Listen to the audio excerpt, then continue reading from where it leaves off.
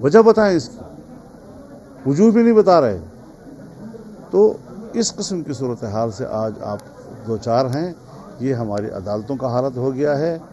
اور اب ظاہر ہے جی کہ ہم تو یہ بھی چاہیں گے کہ جو اس حکومت کی پشت پر کھڑی محافظ ہمارے سیاسی جو ریاستی وڈیرے ہیں وہ بھی سمجھیں حالات کو اور اس کے پشت سے دستبردار ہو جائیں تو شاید ریاستی وڈیرے.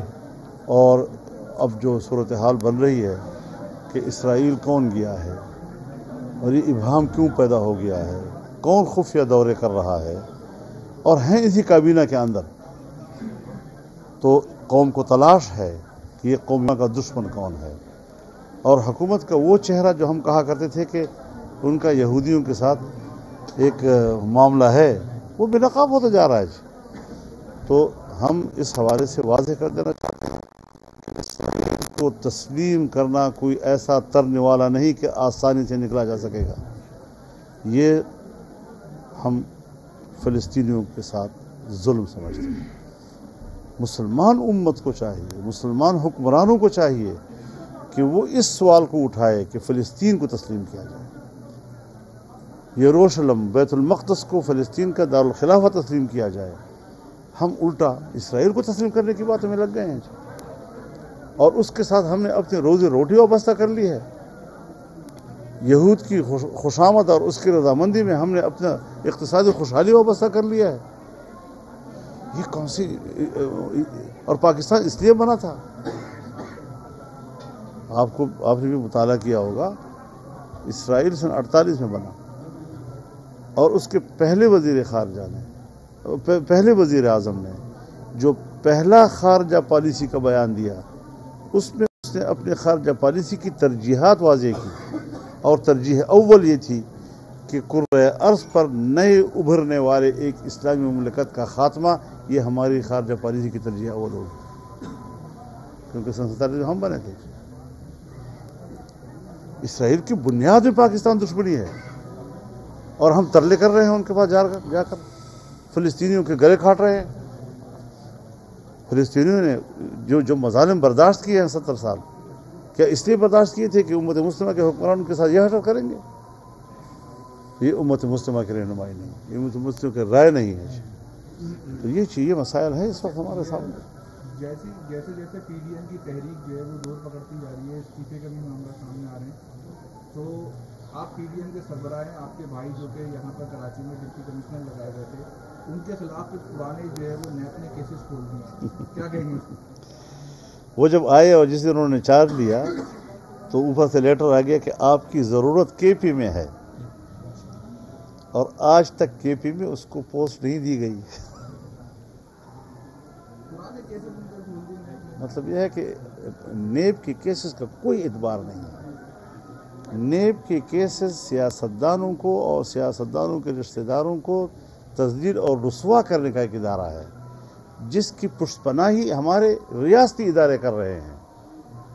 ہم خود ان کے خلاف مدعی ہیں. نیب ہمارے خلاف دعویٰ نہیں کر سکتا، ہم نیب کے خلاف مدعی ہیں کہ تم ایک فریق اور جانبدار ادارہ ہو، تم سیاستدانوں کی رسوائی کا ٹھیکہ لیے ہوئے ہو، تمہارے کسی دعوے کی اور کسی انکوائری کا کوئی اعتبار نہیں ہے.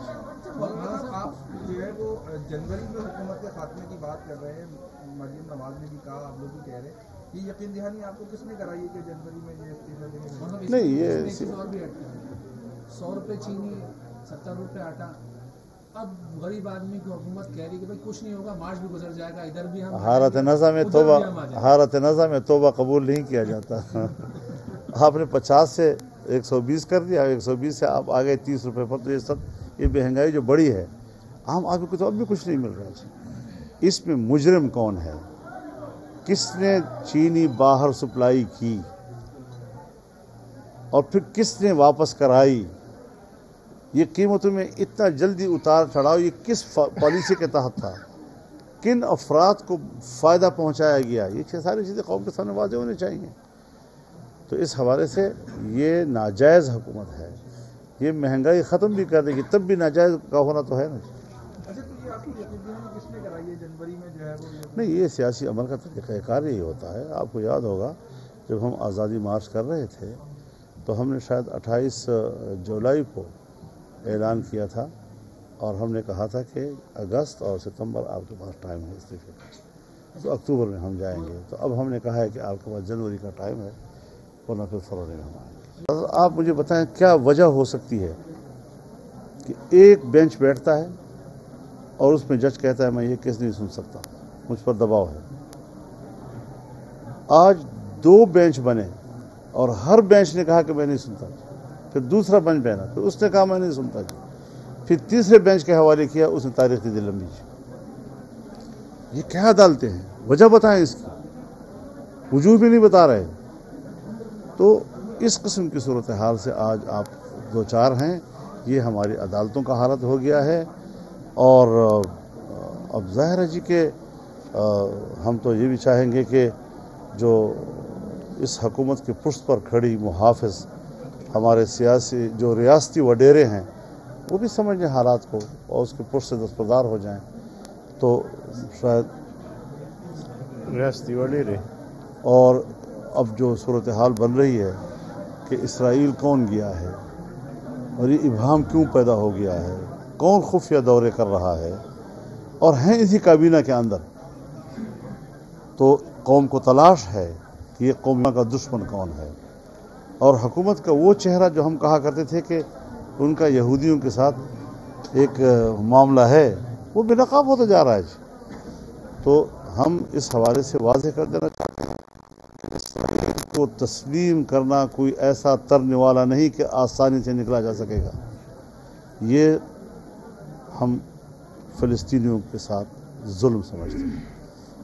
مسلمان امت کو چاہیے، مسلمان حکمرانوں کو چاہیے کہ وہ اس سوال کو اٹھائے کہ فلسطین کو تسلیم کیا جائے، یروشلم بیت المقدس کو فلسطین کا دارالخلافہ تسلیم کیا جائے۔ ہم الٹا اسرائیل کو تسلیم کرنے کی باتوں میں لگ گئے ہیں، اور اس کے ساتھ ہم نے اپنی روزی روٹی وابستہ کر لی ہے۔ یہود کی خوشامد اور اس کی رضامندی میں ہم نے اپنا اقتصادی خوشحالی وابستہ کر لیا ہے۔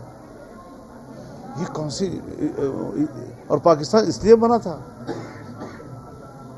آپ نے بھی مطالعہ کیا ہوگا، اسرائیل سن 48 میں بنا، اور اس کے پہلے وزیر خارجہ نے، پہلے وزیر اعظم نے جو پہلا خارجہ پالیسی کا بیان دیا، اس میں اس نے اپنی خارجہ پالیسی کی ترجیحات واضح کی، اور ترجیح اول یہ تھی کہ کرۂ ارض پر نئے ابھرنے والے ایک اسلامی مملکت کا خاتمہ، یہ ہماری خارجہ پالیسی کی ترجیح اول ہوگی، کیونکہ سن 47 میں ہم بنے تھے۔